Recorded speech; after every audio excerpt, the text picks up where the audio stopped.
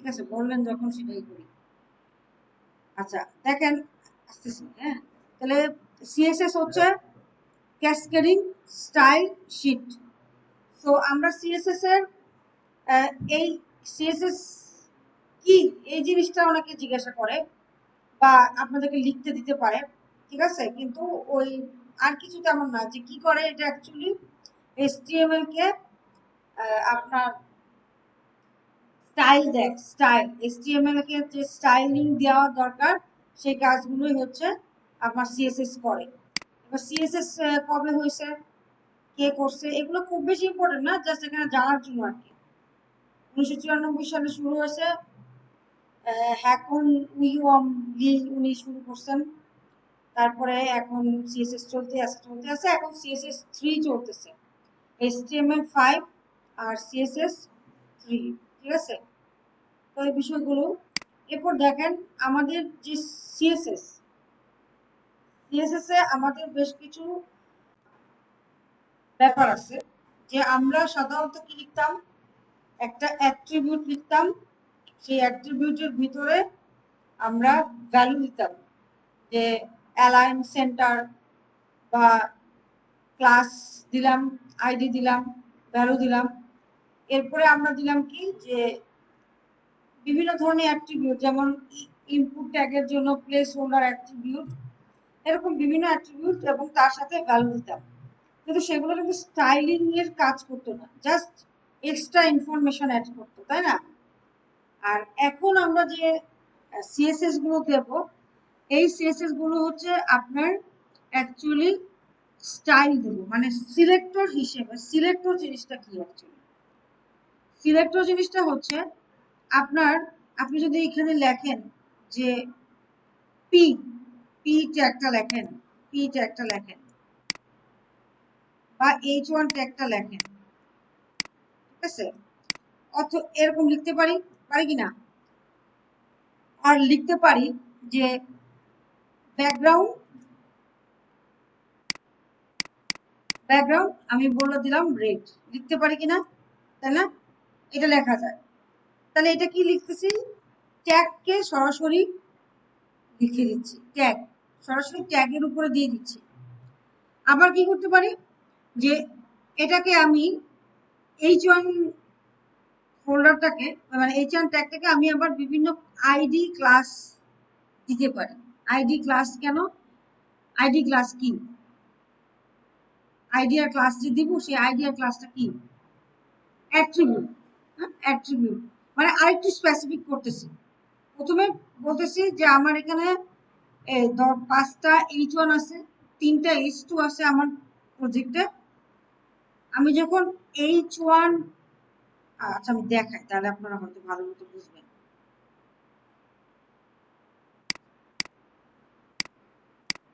আচ্ছা এখন এখানে আপনারা যেটা বলতেছিলেন যে আমাদের জ্যাম্প বা জ্যাম্প জিনিসটা হচ্ছে, আপনি এখানে প্রথমত ডাউনলোডসে গিয়ে আপনাদের সবার ওখানে দেখেন জ্যাম্প আমরা ইনস্টল করেছি, মানে ইনস্টলেশন ফাইলটা নামিয়েছিলাম সবাই, তাই না, জ্যাম্প ইনস্টলেশন ফাইলটা নামিয়েছিলাম। এবার আপনি এটাকে গিয়ে যদি ইনস্টল করার চেষ্টা করেন, ঠিক আছে, ইনস্টল ওপেন দিলেন, ওপেন দেওয়ার পরে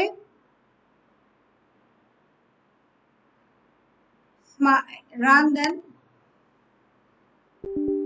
রান দেওয়ার পরে ইয়েস দেন, মানে ইনস্টল করবো আর কি, ইনস্টল করবো যে কোনো সফটওয়্যার বা যে কোনো অ্যাপ আমরা যেভাবে ইনস্টল করি ঠিক সেম প্রসেসে আমরা ইনস্টল করে যাব। হ্যাঁ দেখেন এখানে আমার ক্ষেত্রে যেটা সমস্যা হচ্ছে, আমার মানে এখানে ল্যারাগন ইনস্টল করা আছে, এই কারণে পসিবল হবে না। লারাগন ইনস্টল করা আছে যার কারণে আমি জ্যাম ইনস্টল করতে পারবো না, সো আমি এটা কেটে দিলাম, ঠিক আছে। তো আমি এটা রাখবোই না, কারণ আমার জ্যাম আমার লারাগন ঝামেলা করবে, ঠিক আছে। আপনাদের যদি স্টেপগুলো দেখার প্রয়োজন হয় আমি দেখে দিচ্ছি, আমি এটা রাখবোই না। আমি যেটা করব যে আপনাদেরকে এই স্টেপগুলো দেওয়া আছে এখানে, এখানে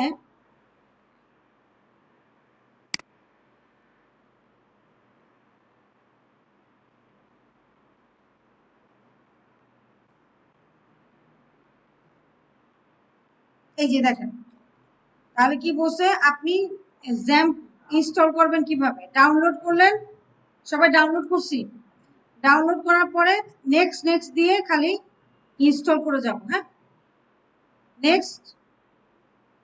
এরপরে এখানে আপনাকে একটা জিনিস চাইবে যে আপনি কি খেয়াল রাখবেন যখন আপনি এখানে নেক্সটে ক্লিক করবেন, খেয়াল করি সবাই, এখানে আপনার কাছে একটা পারমিশন চাইবে যে আপনি এটা কোন ড্রাইভে সেভ করবেন।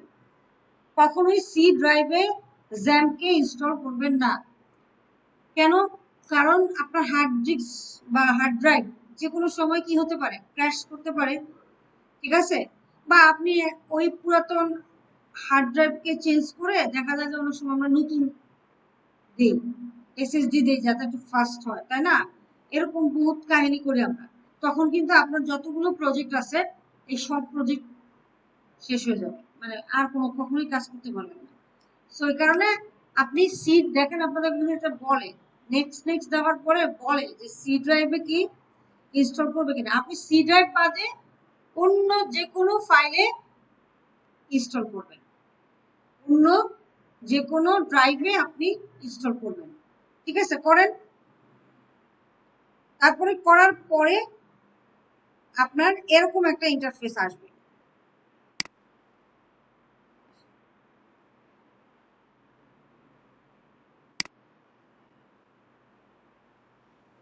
করার পরে আমি ধরেন আমার এখানে দেখেন এই যে এরকম একটা ইন্টারফেস আসবে। হ্যাঁ, তো নেক্সট নেক্সট দেওয়ার পরে এরকম একটা ইন্টারফেস আসবে এবং সি ড্রাইভে গিয়ে জ্যাম্প নামে আপনার একটা ফোল্ডার তৈরি হবে। এই যে জ্যাম্প, আমি যে জ্যাম্প আউট করে দিছি, আমার জ্যাম্প আর দরকার নেই, জ্যাম্প রে রাখি নাই, জ্যাম্প এত জ্বালাইছে আমাকে যে জ্যাম্প আর রাখি নাই। ঠিক আছে, তো দেখেন মনে হয় এখন দিলেও হয়তো বা হয়ে যাবে জ্যাম্প। দেখি স্টার্ট।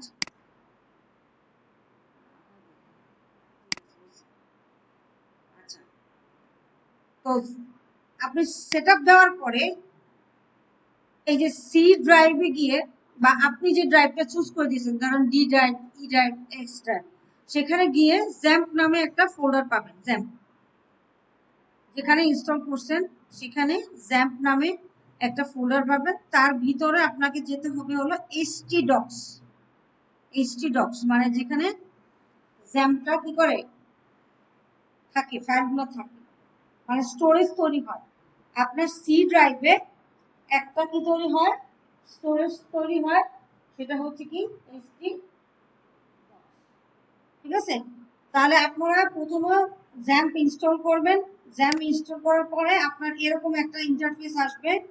আসার পরে অ্যাপাচি সার্ভার আর মাইএসকিউএল সার্ভারটাকে কি করবেন, অন করবেন। অ্যাপাচি সার্ভার আর মাইএসকিউএল সার্ভার, আমরা মনে আছে লারাগনের সময় স্টার্ট অল দিছিলাম, সার্ভারটা অন করছিলাম, সার্ভার অন ছাড়া কিছু দেখতে পাচ্ছিলাম না, ওই যে ওই ক্লাসে মনে আছে কিনা? কিচ্ছু মনে নাই, সব ভুলে গেছি। স্টার্ট করবেন, স্টার্ট করলে জ্যাম্পটা কাজ করবে। ঠিক আছে, আচ্ছা, তো এইচটি ডক্স এর ভিতরে গিয়ে এবার আপনি কাজ করবেন। আমার এখানে প্রচুর কাজ করা আছে, কারণ আমি কাজ করেছি, বাট আমার যেটা সমস্যাটা হচ্ছে যে আমার অ্যাপাচি সার্ভারে যে এটা কিছুক্ষণ পর পর ক্র্যাশ খায়। ঠিক আছে, যার কারণে আমি লারাগনে সুইচ করছি আর কি। লারাগন আছে, লারাগন, লারাগন সবচেয়ে ভালো আর কি। মানে এখন পর্যন্ত লারাগনে কোনোদিন ক্র্যাশও খায় নাই, কিছুই খায় নাই, এত ভালো। ঠিক আছে, তো যার যার যেটা আছে, জ্যাম্পও করতে পারেন, লারাগনও করতে পারেন। লারাগন পরে, আগে জ্যাম্পটাই করেন সবাই। কি বলছি, ইনস্টল হচ্ছে, এত সময় নিতেছে। আপনাদের দুজন কি পারছেন? আপনার কি অবস্থা? পাশের জন, এই আপনি নাফির পাশে কি বসেন? নাফি ভাই, ভাইয়ের পাশে কি বসেন? চিনেন নাফিকে? জন, এই আপনি এই এখানে বসবেন সবসময়। আর আপনার পাশে ওই যে ওই নাফির পাশে যে মেয়েটা বসতো সে আপনার পাশে বসবে। আপনি হ্যাঁ, আপনার নাম কি? নাম ভুলে যাই। হ্যাঁ।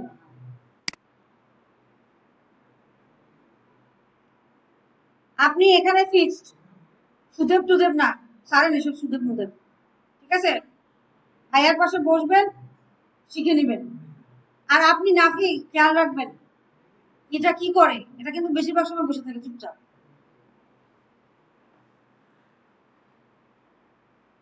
ঠিক আছে? আর মৃদুলের পাশে এটা ফিক্সড।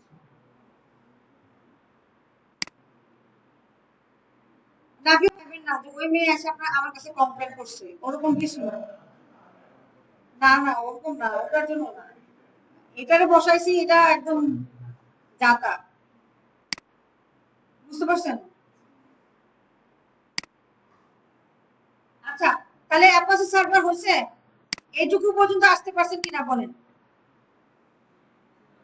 মানে আপনাদের বিশ্বাস করেন, আপনাদের খাতা দেখে মানে আপনি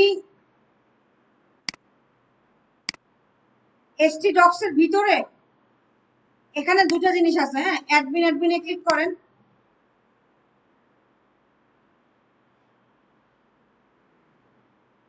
এটা একটা অ্যাডমিন, আর এটা হচ্ছে এই যে ডাটাবেসে যাওয়ার জন্য লগইন ডাটাবেস, এই দুটো। আপনার ডাটাবেসে যাওয়া লাগবে না, আমাদের তো ডাটাবেসে কোনো কাজ নাই। মানে বিষয়টা হচ্ছে যে জাস্ট আপনি জ্যাম, আপনাদের ক্ষেত্রে রিকোয়ার্ড যেটা, মানে যেটা আপনাদের অ্যাসেসমেন্টের জন্য প্রয়োজন, সেটা হচ্ছে দুইটা জিনিস। একটা হচ্ছে আপনি জ্যাম ইনস্টল বা লারাভেল ইনস্টল করছেন কিনা, ইনস্টল করে সার্ভারটা অন করছেন কিনা, ঠিক আছে? সার্ভারটা কি করছেন কিনা, অন করছেন কিনা, হ্যাঁ। এরপরে এই যে আমরা এতদিন কি করতাম, জ্যাম, আমরা নর্মালি ডেস্কটপে একটা ফোল্ডার তৈরি করতাম না, হ্যাঁ, ডেস্কটপে তো তৈরি করতাম, ঠিক আছে? এখানে যেটা দেখাচ্ছে যে আপনার জ্যাম্পের ভিতরে আপনি এইচটি ডক্স এর ভিতরে আপনি একটা ফোল্ডার তৈরি করবেন, মানে আপনার প্রজেক্ট ফোল্ডারটা এখানে তৈরি করবেন এবং সার্ভার অন করে প্রজেক্টটা দেখবেন, এইটুকু চাচ্ছে আর কি তারা। কেমন মানে বিষয়টা হচ্ছে যে আমরা অ্যাকচুয়ালি কি করতাম, নর্মালি একটা প্রজেক্ট ফোল্ডার তৈরি করতাম ডেস্কটপে, আজকের দিন দিয়ে একটা তৈরি করতাম, তারপর জব টু তৈরি করতাম, জব টু এর ভিতরে আমরা দেখতাম কোথায় আউটপুট দেখতাম, ব্রাউজারে দেখতাম। বাট কি করতাম যে আমরা মানে এর সাথে ভিএস কোডের সাথে বা নোটপ্যাড প্লাস প্লাস এর সাথে ব্রাউজার অন করে দেখে ফেলতাম। তো সেম কাজটা আমরা করব, শুধু আমরা ওই লোকাল সার্ভারের ভিতরে যে ফোল্ডারটা আছে সেই ফোল্ডারের ভিতরে কি করব। আপনার জ্যাম্প লিখে রাখেন, জ্যাম্পের ক্ষেত্রে আপনি যেই ড্রাইভে সেভ করছেন সেই ড্রাইভের পরে হচ্ছে জ্যাম্প ফোল্ডারে যাবেন। ধরেন আপনি সি ড্রাইভে সেটআপ করছেন, তাহলে সি ড্রাইভের ভিতরে জ্যাম্পের ভিতরে এসটি ডক্স ফোল্ডার, জ্যাম্পের ভিতরে, জ্যাম্প মানে X A M P, X M মানে আমি লিখে দেই, সি ড্রাইভ বা ডি ড্রাইভ, আপনি যেই ড্রাইভে সেভ করছেন, মানে জ্যাম্প ফোল্ডারটা, জ্যাম্প সফটওয়্যারটা আপনি যেই ড্রাইভে সেভ করছেন সেই ড্রাইভ, সেটা ডি হতে পারে, সি হতে পারে, এফ হতে পারে, ড্রাইভ ড্রাইভ ড্রাইভ মানে কি বুঝছেন? আপনার কম্পিউটারের যে স্টোরেজ সেটাকে বলতেছি ড্রাইভ। আসেন,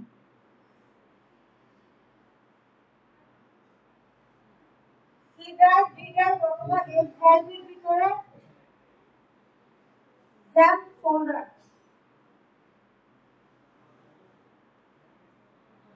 হ্যাঁ, এইচটি ডক্স, হ্যাঁ। ও আচ্ছা বুঝছি, তাহলে এটা এইচটি ডক্স, হ্যাঁ, HT docs folder, HT docs ফোল্ডারে গিয়ে এবার আপনি জব টু পাবেন, এই হচ্ছে একটা স্টেপ। আর জ্যাম্প যাতে ইনেবল হয় তার জন্য আমাদেরকে স্টার্ট করতে হয় জ্যাম্প সফটওয়্যারে গিয়ে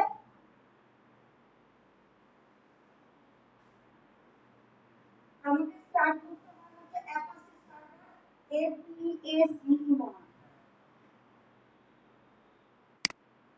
APACE অ্যাপাচি সার্ভার অথবা এটা এবং MySQL সার্ভার MySQL, ঠিক আছে, এই দুটো সার্ভার অন করতে হয়।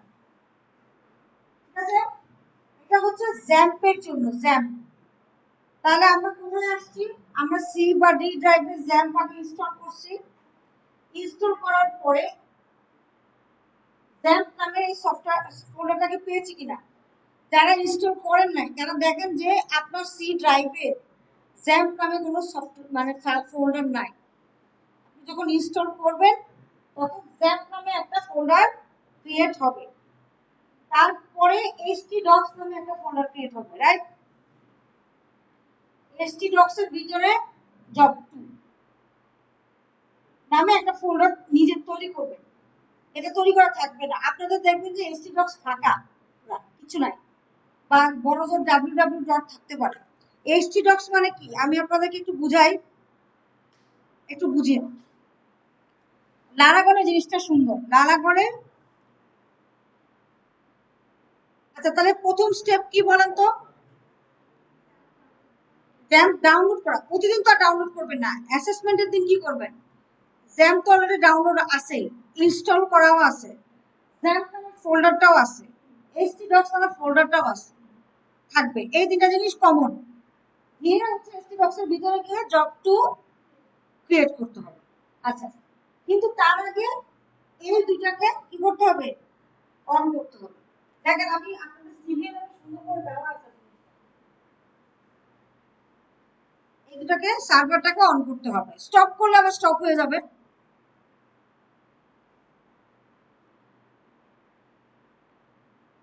সিবিএলএমটা কই আছে? এই যে বলতেছে যে আপনি অ্যাপাচি সার্ভার আর মাইস্কেল সার্ভারকে কি করেন? অন করেন। খেয়াল করছেন? এরপর দেখেন এই যে স্টেপ, যেটা যারা বুঝতে পারতেছেন না, বলছে যে জ্যাম্প ডাইরেক্টরির ভিতরে সি ড্রাইভের ভিতরে htdocs ফোল্ডারের ভিতরে গিয়ে একটা ফোল্ডার তৈরি করো, টেস্ট নামে একটা ফোল্ডার তৈরি করো, তার ভিতরে এই make sure you have saved the file .php extension, মানে index.html কে সেভ করতে হবে index.php নামে, ঠিক আছে? তাহলে তারপরে আপনি এই জিনিসটা দেখতে পারবেন। দেখি আপনাদের ক্ষেত্রে কি দেখাচ্ছে।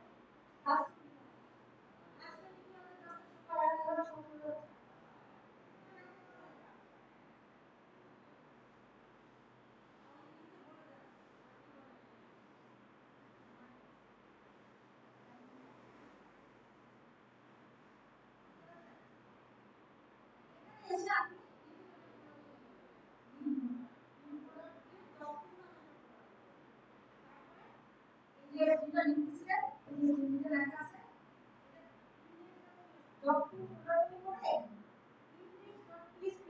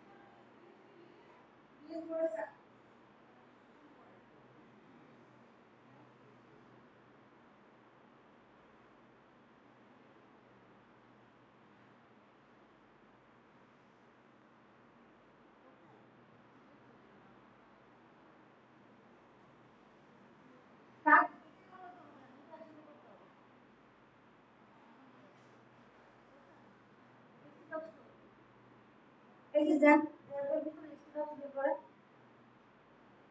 এবার এখানে ডক্টর নামে